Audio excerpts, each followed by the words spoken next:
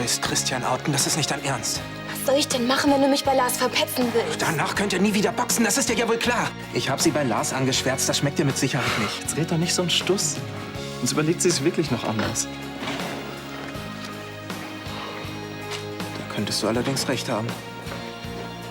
Ich fahre dich in die Praxis. Nein, es geht schon wieder weg. Jetzt beruhig dich erstmal.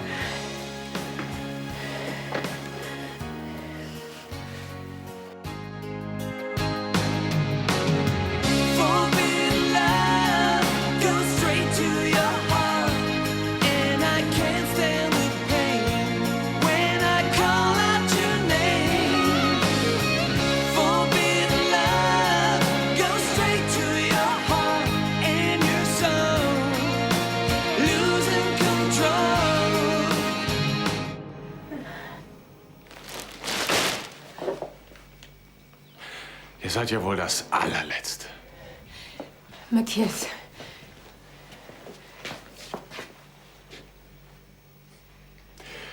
Ich bin zwar ein Vollidiot, aber kein Schläger. Sebastian hat mich nur... Ich habe genug gesehen. Naja, wenigstens müsst ihr euch jetzt nicht mehr verstecken. Wie praktisch. Matthias, das hast du alles falsch verstanden. Sei einmal ehrlich, Katja. Eure Affäre geht doch schon seit Monaten. Es war nur ein einziges Mal. Habe ich mit dir geredet, Sebastian? Das ist eine Sache zwischen mir und Katja. Also, zieh Leine. Hau ab!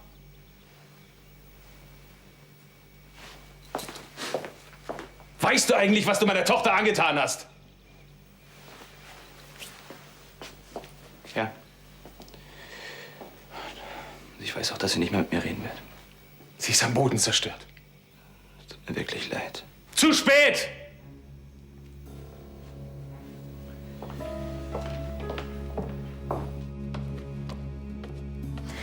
Katja, du hast alles kaputt gemacht. Unsere Ehe, Lydias Beziehung, unsere gesamte Familie. Ich weiß. Und ich, Dummkopf, hab dir immer wieder verziehen. Erst den Seitensprung, dann die Schwangerschaft, bei der immer noch nicht klar ist, von wem das Kind ist. Aber dass du mit dem da...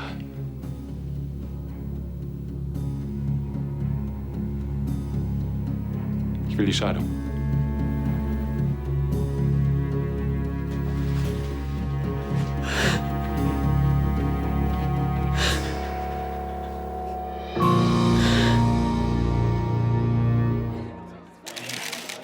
Ihr Bruder als Promotor, glauben Sie, dass das gut geht? Das glaube ich nicht nur, das weiß ich. Mein Bruder ist nämlich einer der wenigen Menschen, denen ich wirklich vertraue.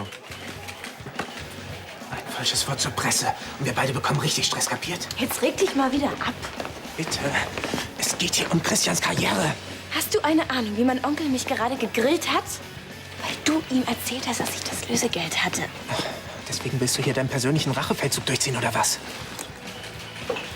Wenn du wirklich rum erzählst, dass ich mit Christian zusammen Ich bin hier, um mich bei dir zu entschuldigen. Ja, glaubst du etwa im Ernst, ich hätte Christian den Start in seine Boxkarriere vermasselt? Ja. Vielen Dank. Olli, ich würde dir das nie antun und ihm auch nicht.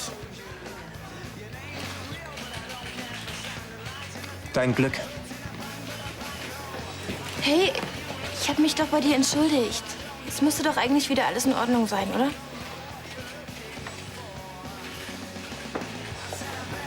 Toll. Ach, man einmal auf liebe Cousine, was hat man davon? Nichts. Deine Nichte hatte das Lösegeld? Und hat es aus Angst vor der Polizei verbrannt. 5 Millionen! Das kann doch nicht dein Ernst sein. Ich war an der Stelle, an der sie das Geld verbrannt hat. Ich habe eine Probe ins Labor gebracht. Es waren tatsächlich Geldscheine. Sie hat was mit der Entführung unserer Tochter zu tun. Warst du schon bei der Polizei? Nein, ich habe es auch erstmal nicht vor. Wie bitte? Carla, Olivia hat mir geschworen, dass sie das Geld nur gefunden hat. Und das glaubst du ihr? Ja, weil Olivia Sophia gerne hat. Und weil eine Entführung für meine Nichte 10 Nummern zu groß ist. Trotzdem. Sie hat die Ermittlungen behindert. Sie hat mal eben 5 Millionen aus meinem Privatvermögen einfach in Rauch aufgelöst. Dafür zeige ich sie an. Ich habe gedacht, Matthias geht gleich auf uns los. Naja, wahrscheinlich hat er gedacht, dass ihr immer noch was miteinander habt. Na, du kapierst es auch nicht, ne? Ich habe sie gestützt, weil sie Krämpfe hatte. Und wenn der ausrastet, ich kann sie doch nicht mit ihm alleine... Quatsch. Der tut ihr nichts. Aber du solltest dich besser nicht mehr einmischen. Sonst rastet er vielleicht wirklich noch aus. Ich brauche so eine Scheiße. Das hätte mir nicht passieren dürfen. Hey, zu einem Seitensprung gehören immer noch 2. Ja. Und wir haben 2 Menschen verletzt. Matthias und Lydia. Sie hat sich betrunken, meinetwegen. Mach total zu, meinetwegen. Ich würde dir so gerne einen klugen, wahnsinnig hilfreichen Tipp geben. Aber ich fürchte, da musst du jetzt alleine durch. Reicht schon, dass ich dich damit zutexten darf. Du darfst mich so lange und so oft zutexten, wie du willst. Danke. Aber ich, Aber du willst es lieber für dich sein. Sag Bescheid, wenn du mich brauchst, ja?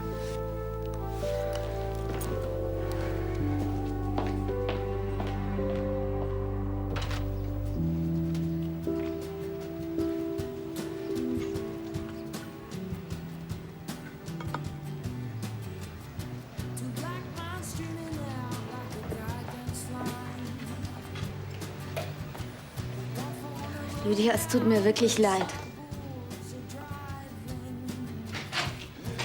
Wer war der Typ, der dich zum Schluss interviewt hat? Ach, das war dieser Typ von der Boxsport aktuell. Der will wahrscheinlich nächste Woche einen größeren Bericht über mich bringen. Hey, cool. Hi, Mädels. Hey, alles klar?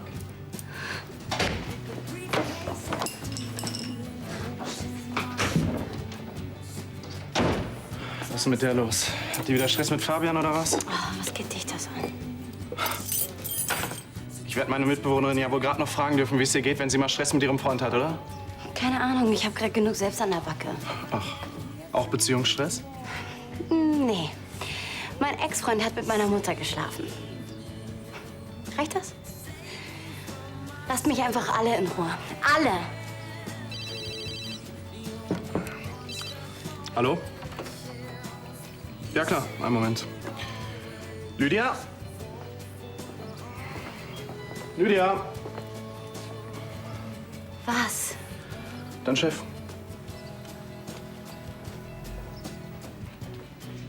Herr Streitmann, Sie sind immer noch krank.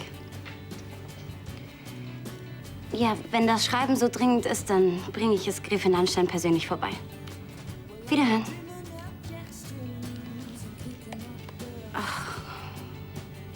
Hi. Willst du mal einen Kaffee? War dir alles in Ordnung? Hattet ihr nicht diese Pressekonferenz? Oh, nicht so viel Information auf einmal. Hey, Becky, wenn du einen Pausenclown suchst, dann musst du einfach 2 Häuser weitergehen. Da gibt's eine Agentur, die vermietet welche. Oh, Monsieur ist beleidigt. Nein, aber Monsieur hat seine Prinzipien. Und wenn Madame mich nicht mehr mit ihrem Arsch anguckt, nur weil sie ihre Tage hat, ja? Warte mal, wegen gestern? Ich musste mich um meinen Bruder kümmern. Das ist ja komisch. Ich kann mich um meinen Bruder kümmern und trotzdem nett zu den Menschen sein. Sebastian ging es total schlecht. Und wenn einer von uns Stress hat, dann ist der andere für ihn da. Stress auf Königsbrunn? Hat die Putzfrau nicht richtig geputzt? Sag mal, spinnst du? Ich brauche kein Personal und ich habe auch noch nie welches gehabt. Weißt du, wie unser Leben früher aussah? Das war der reinste Survival-Trip. Du meinst, wenn der Hummer aus war und der Champagnerbrunnen defekt, das muss wirklich grauenhaft gewesen sein. Okay, ich beweise dir, dass ich nicht so ein verwöhntes Grafenkind bin. Sag mir einfach wann und wo. Also ich wüsste da natürlich was, aber... Abgemacht.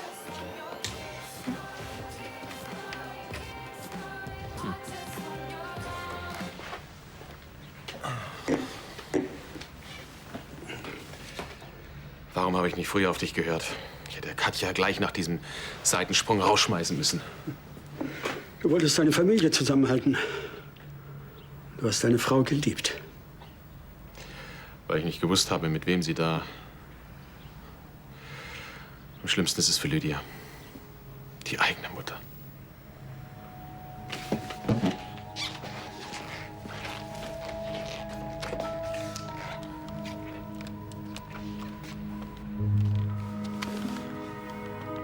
Hallo?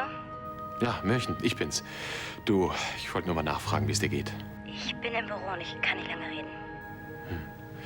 Aber du meldest dich, wenn irgendwas ist, ja? Mir geht's gut. Wenn du meinst. Bis dann, Papa. Ja. Bis dann. Mir geht's gut. Beschissen geht's ihr. Das höre ich schon an ihrer Stimme. Lydia wird über Sebastian hinwegkommen. Wie alle Brandners, die jemals auf diese Sippe reingefallen sind. Und du wirst ihr dabei helfen. Hast du mal einen guten Draht zu ihr gehabt? Na eben. Ich kenne meine Kleine sehr gut und ich glaube, dass sie diesmal meine Hilfe nicht annehmen wird. Aber ich wusste ja am Anfang gar nicht, dass es ihr Lösegeld ist. Was hast du denn gedacht, dass jemand sein Flaschenpfand hat liegen lassen? Nein, ich dachte da eher so an Drogengelder oder sowas. Ach, Blödsinn, Olivia. Dir ist klar, was passiert, wenn Carla dich anzeigt? So etwas nennt man Strafvereitelung und hat zur Folge, dass du Schadensersatz leisten musst. Aber das werden Sie doch nicht tun, oder?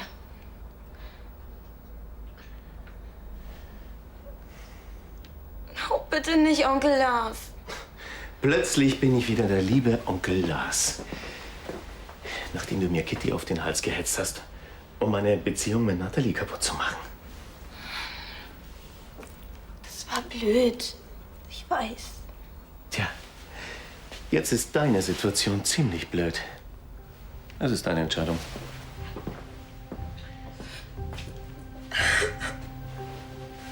Jetzt reißen Sie sich erstmal zusammen.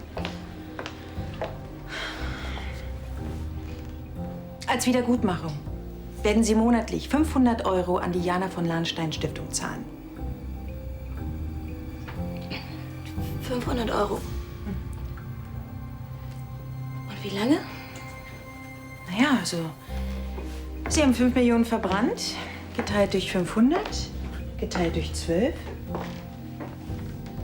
Das sind 833 Jahre. Wo soll ich das Geld denn hernehmen? Die von Anstätten zahlt mir einen Hungerlohn. Ach, und wenn eine Rate fehlt, gehe ich zur Polizei. Du und dein Outdoor-Trip, ich lach mich kaputt. Wo wollt ihr eigentlich hin? In den Wald. In den Wald. Ja. Rebecca will mir unbedingt beweisen, dass sie kein Verweichlicht des Adelstüchtigen ist. Rebecca, jetzt wird mir einiges klar. Nein, ich war immer schon sehr naturverbunden. Ja, klar. Naja, du wirst wahrscheinlich eher mit Rebecca beschäftigt sein als mit der Natur, hm? So verknallt wie du bist? Niemand ist verknallt. Schon klar. Ach, sieh mal einer an. Da ist ja der nächste Survival-Freak. Aber hallo. Und? Stadtler? Damit willst du in der Wildnis überleben? Erste Regel, beschränke dich auf das Nötigste. Grundregel. Beschränke dich auf das Wesentliche. Wollen wir. Sit-ups nicht vergessen. Und du bist doch verknallt.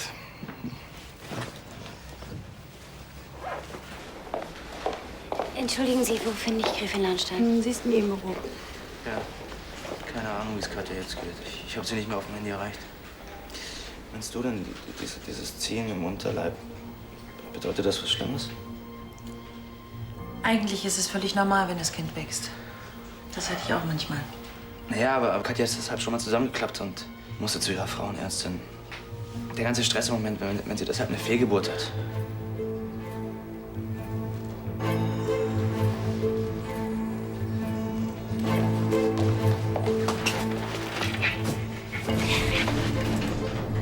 Meine Mutter ist schwanger. Scheiße. Was ist so schockierend daran, dass meine Mutter schwanger ist? Sebastian ist der Vater. Ich telefoniere. Und ich muss ganz dringend mit Ihnen sprechen. Ich rufe später noch mal an. Wann lassen Sie mich endlich modeln? Das nennen Sie dringend. Schätzchen, wann begreifen Sie, dass Sie nicht der Typ dafür sind? Dann geben Sie mir eine Gehaltserhöhung. Ich brauche ganz dringend Geld. Ist das mein Problem? Okay, kann ich Ihnen dann wenigstens das Nikiti Lorenzo-Kleid zurückgeben, das ich Ihnen abgekauft habe? Ich habe es kein einziges Mal getragen. Sehe ich aus wie ein Second-Hand-Laden? Erledigen Sie Ihre Arbeit, Olivia.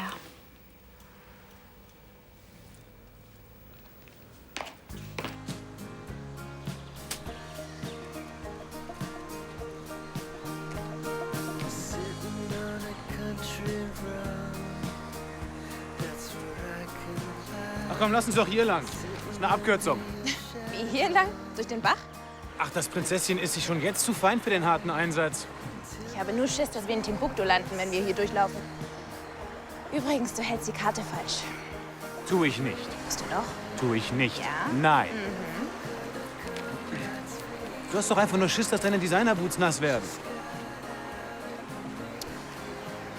Okay, Cowboy, dann nehmen wir eben deine Abkürzung.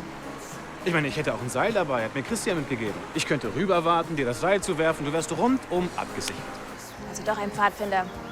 Dann geh doch schon mal vor. Ich habe dir gesagt, du würdest dankbar sein, dass ich so viel Equipment dabei habe.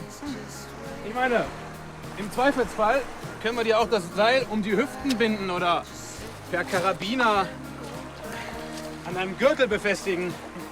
Alles kein Problem. Wir machen das wie der Typ damals in der Fernsehserie. Der hat aus Streichholzschachteln eine Atombombe gebaut. Das können auch wir. Wo ist das verdammte Seil? Rebecca! Hier drüben!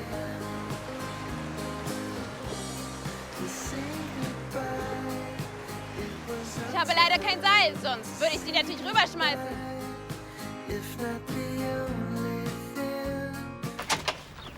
Lydia. Hallo. Was ist passiert? Nichts. Ach, der fällt mir ein. Ich habe heute den Rasen noch nicht gesprengt. Ja, komm, lass uns setzen. Ich wollte dich nur schnell was fragen.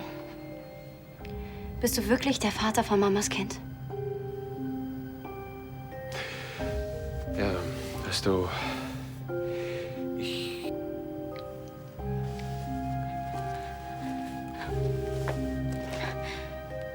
Bist du dir sicher, dass das Kind nicht von Sebastian ist?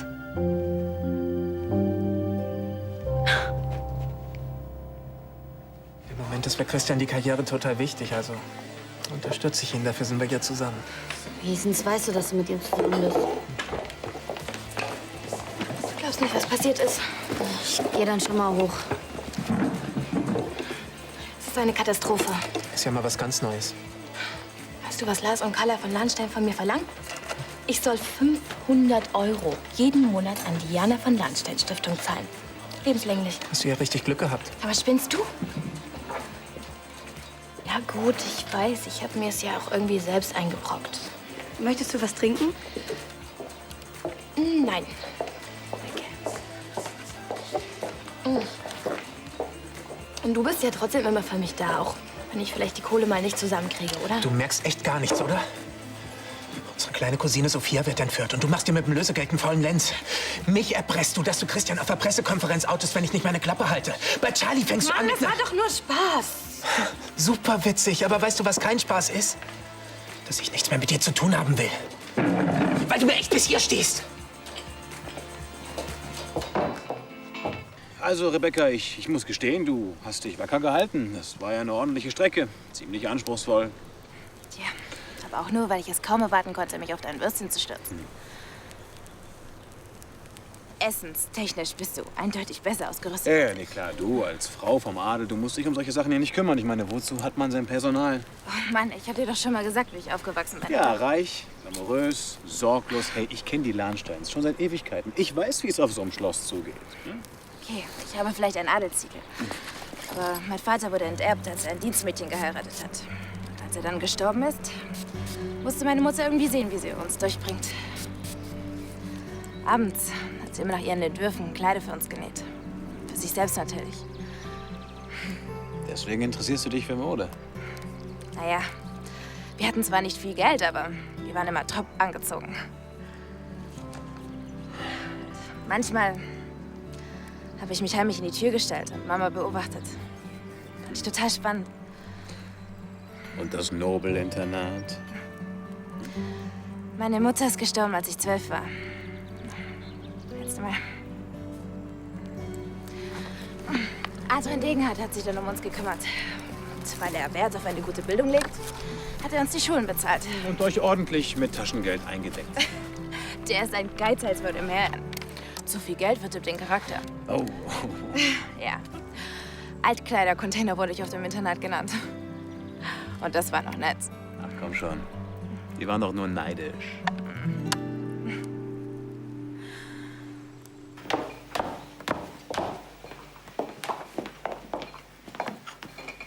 Alles in Ordnung, Katja? Oh, du siehst erschöpft aus. Ich bin nicht ganz bei der Sache. Ich habe gerade die Aushilfsköchin in den Kräutergarten gejagt. Ich kann mich irgendwie nicht konzentrieren. Wenn du frei machen möchtest, Justus, könnte Frau Kost das Wichtigste zeigen. Nein, das ist schon okay. Lydia!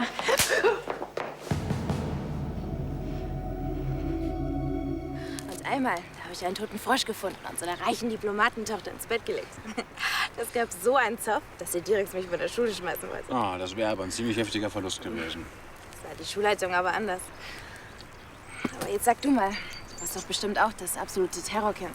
Ich? Nein, im Gegenteil. Ich war eher sehr zielstrebig. Zum Leidwesen deiner Eltern. Hm? Naja, ich habe mal auf unserem Dachboden mein erstes eigenes Flugzeug gebaut. Damals noch aus Obstkisten, Holzleisten und Bettlaken. Das sah dafür aber verdammt gut aus. War es aber nicht, ne? Ja, ich bin auf jeden Fall von der Dachluke aus gestartet und gelandet bin ich allerdings in den Wäscheleinen unseres Nachbarn. Schlüsselbeinbruch, Rippenprellung, das ganze Pipapo. Aber ich bin geflogen. Ich bin zum ersten Mal richtig geflogen. Fliegen können. Abgefahrener Traum. Ja. Ja, das ist es.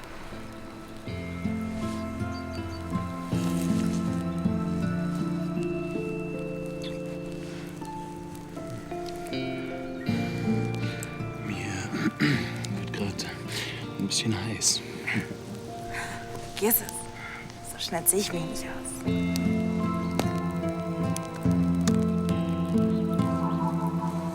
Es reicht ja nicht, dass du mit Sebastian gevögelt hast. Jetzt bist du auch noch schwanger von ihm. Ist ja noch gar nicht sicher. Ich hoffe, dass es nicht so ist. Das musst du mir wirklich glauben. Dir? Noch irgendwas glauben? Weißt du was? Selbst wenn das Kind von Sebastian ist, mir ist es egal. Weil du mir egal bist. Lydia, beruhige dich. Sie ist doch trotz allem noch deine Mutter. Wenn sie wirklich eine Mutter wäre, dann hätte sie mir das nie angetan. Aber woher sollst du auch wissen, was echte Muttergefühle sind, ne? Du hattest ja nie eine Mutter. Lydia, es reicht. Und jetzt habe ich keine mehr. Weil ich nie wieder etwas mit dir zu tun haben möchte. Ich wünschte, du wärst tot.